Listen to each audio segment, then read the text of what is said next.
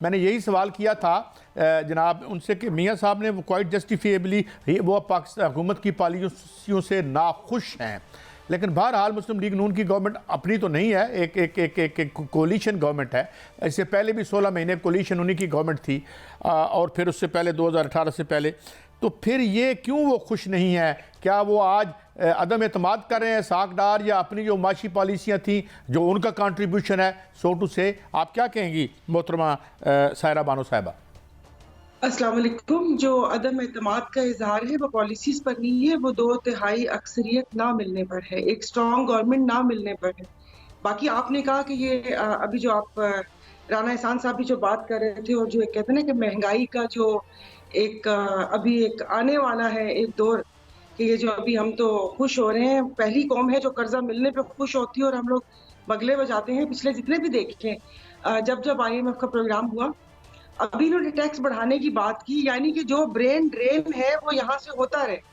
कि जो यहाँ पर आपने कहा कि एक कभी मैंने पढ़ा भी था कि जो नौकरी पेशा तबका है, कि जो मल्टीनेशनल में काम करते हैं या वैसे टैक्स सर्कल में लाने के लिए उनको, तो इसका मतलब है कि यहाँ से बहुत जल्दी जो एक अमल स्टार्ट है पाकिस्तान से लोगों के जाने का, तो ये जो हमारे जो ब्रेन है ये भी यहाँ से चले जाए।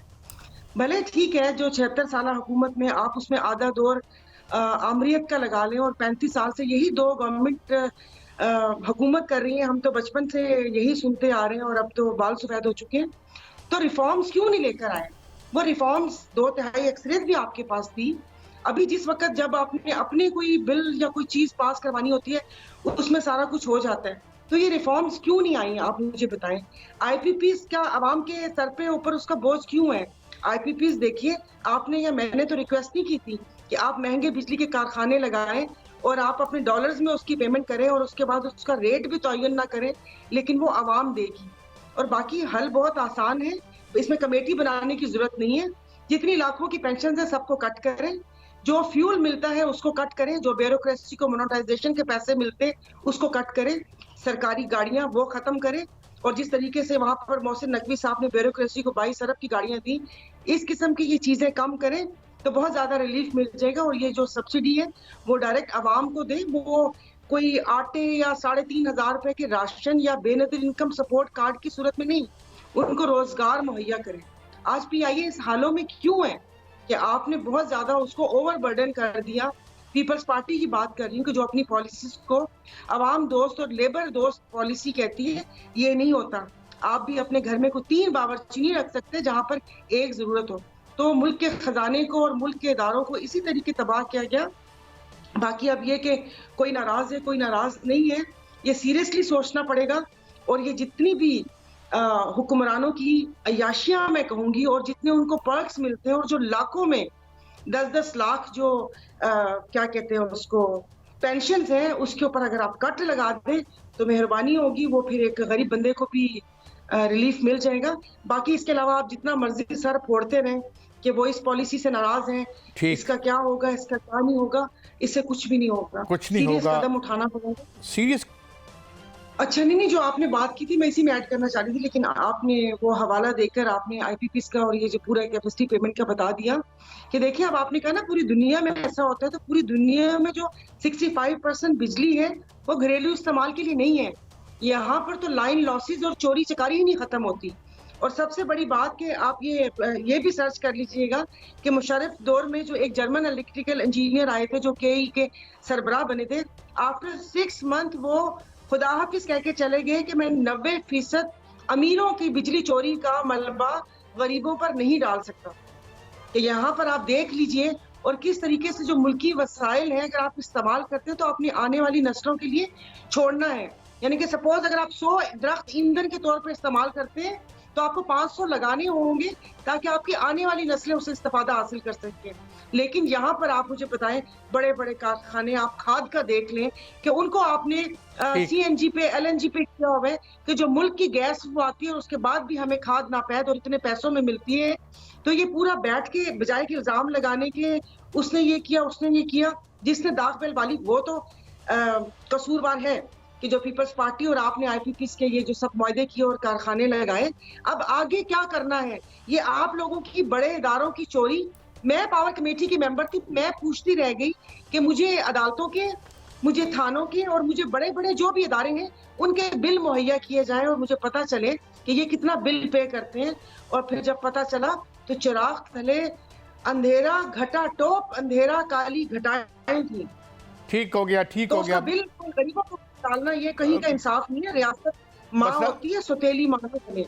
मेरे ख्याल में कि अब वो ना ये वाली इल्जाम दर इल्जामात कि तुमने ये कर दिया, मैंने वो कर दिया, अल्लाह के वास्ते इसमें बैठे हुए मेरे गांव में बैठी हुई मासी खैरा का और बाकी लोगों का कसूर नहीं है।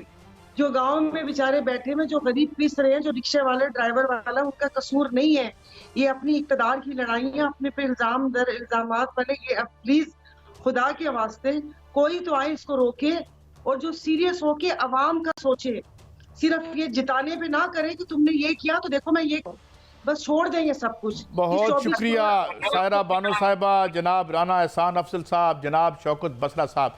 नाज़रीन, हमने चीज़ों को समझने की कोशिश की, ज़िम्मेदारी तो लेनी पड़ेगी और वो जितने जो हुक्मरान हैं उन्हें लेनी पड़ेगी, मगर वही बुनियादी बात जिस पे हम ब्रेक लेते हैं कि आगे तो बढ़ना है। आगे कैसे बढ़े? हमारे साथ मोहम्मद मालिक साहब होंगे और उससे पूछेंगे आगे के रास्ते कौन से हैं और हमें किधर लेके जाएंगे। हमारे साथ रहिए।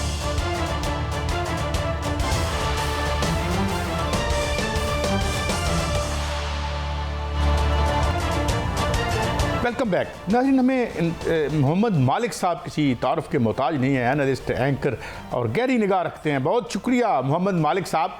मैं कुछ आपकी ही दी हुई ख़बरों पे आपका टेक लेना चाहता हूँ। एक तो आपका कल मैं शो देख रहा था, एक खबर तो ये है कि जनाब हमने देखा कि जो साबका ISI के चीफ हैं उनके भाई की गिरफ्तारी होती है। इसके बाद ख्वाजा आसिफ साहब कहते हैं कि जनाब असेंबली में तलब किया जाएगा जनरल बाजवा साहब को भी और फैज़ हमीद साहब को भी। उधर एक पिटीशन पड़ी थी इस्लामाबाद हाई कोर्ट में, समाअत के लिए मंजूर हो गई है कि बाजवा साहब को और इनको बुलाया जाए। And last but not the least, एक हल्का है 130 भी खुलेगा और आपने कहा था कि खुलेगा तो शायद मैं what is the method in this sanity so to say, ये क्या हो रहा है मालिक साहब?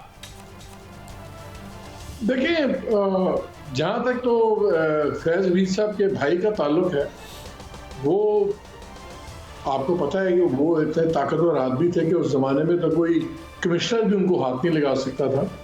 तो और अंडरस्टैंडेबली सो, जिसका भाई वज़ीर आज़म आगे पीछे करवा सके, भाई उसको उसने किससे डरना है? तो ये तो chickens are coming home to roost वाली बात है। और ये है कि ये टॉप प्लेयर्स के बगैर भी ये चीज़ें ऐसे नहीं बढ़ती। सो शायद शिकंजा थोड़ा सा टाइट किया जा रहा है। जहाँ तक है 130 की बात, उससे तो देखिए परवेज़ लतीफ़ साहब के बयान ने तो बिल्कुल ही चीज़ें खोल के सामने रख दी ना। वो आपने भी सुना होगा जहाँ उन्होंने कहा कि जी मैंने उनको कहा जिनसे मैं पहले राब्ते में था कि मेरे हल्के की और दूसरे हल्के की भी काउंटिंग करवा दें। तो उन्होंने आगे से कहा कि अगर ये होगा तो फिर 130 भी खुल जाएगा।